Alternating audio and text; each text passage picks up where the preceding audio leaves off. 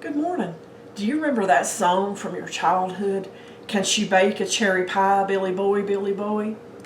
This gal can bake a cherry pie. And I'm going to show you just how easy it is to make a cherry pie. I have cherries. These are fresh cherries picked from a tree and pitted by me. You can also use canned cherries, not the filling for this, but use canned cherries, drain them really good, and go from there. But I'm doing it using fresh cherries. Okay. I will give you the amounts and instructions and everything in the description box, so you don't have to try to figure out what I'm doing or how much. Okay, I have my cherries here. Okay. I have sugar. And I have some cornstarch. Now you may ask why I am mixing the sugar and the cornstarch.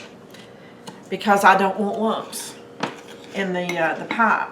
And it's easier to keep from getting lumps if you stir them up first and try to get as many out as what you can.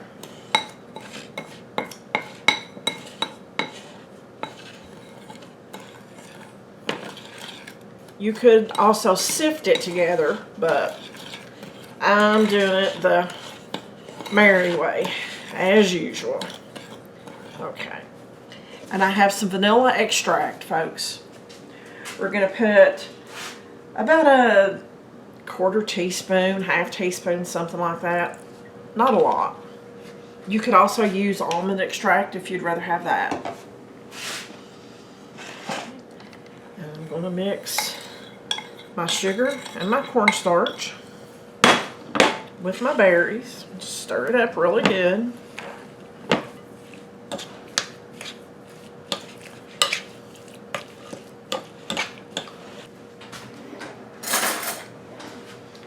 And I'm also going to put about a tablespoon or so of butter in there.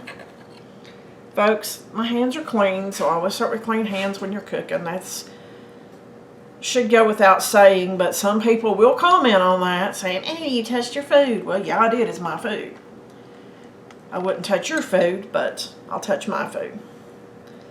So we're just going to put this into really big chunks. Then we're going to give it another stir.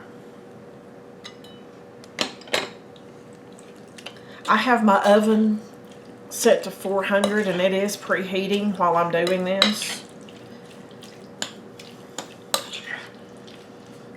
Okay, I'll just set that aside. I'm going to get just a pie dish. And guys, this does say apple pie in here, but I'm making a cherry pie. And this is not the recipe that I'm following, incidentally. I'm going to take a little bit of butter. I'm just going to go around here just to make sure that my pie crust does not stick.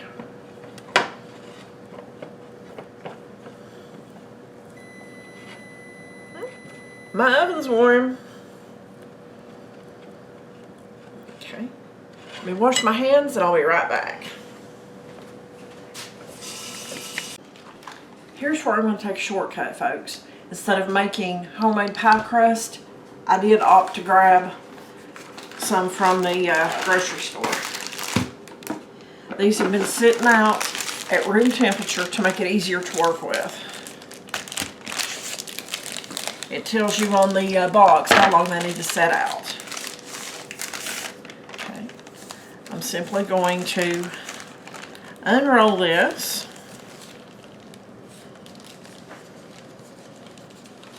Turn it upside down and center it over the plate.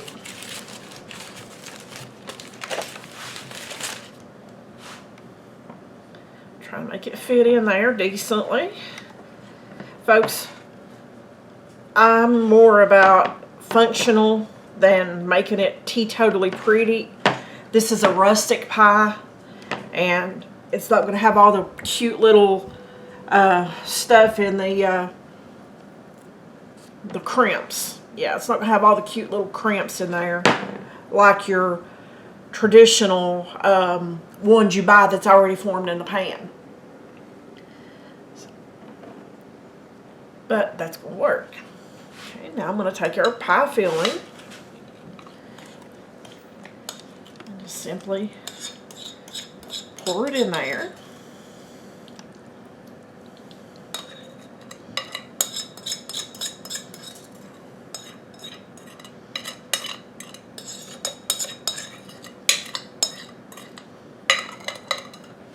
And then we're just going to top it with the other crust.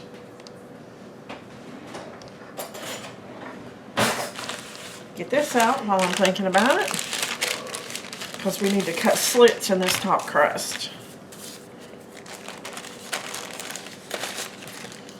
Okay, just going to unroll it. Put it on top.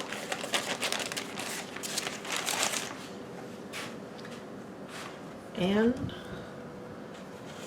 just pinch it together.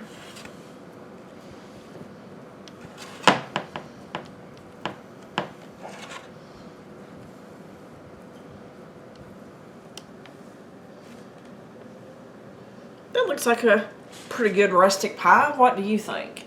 Do you make your pie crust all neat and pretty, or do they look more like mine, rustic style? Okay. I'm going to cut several holes or several slits in the top of this pie. That way the steam escapes and we have a crisper pie. And the crust is not going to be soggy underneath. Okay, I'm going to put this in the oven and I'll show you what it looks like when it comes out. Okay. The timer has just gone off on our cherry pie, so let's get it out.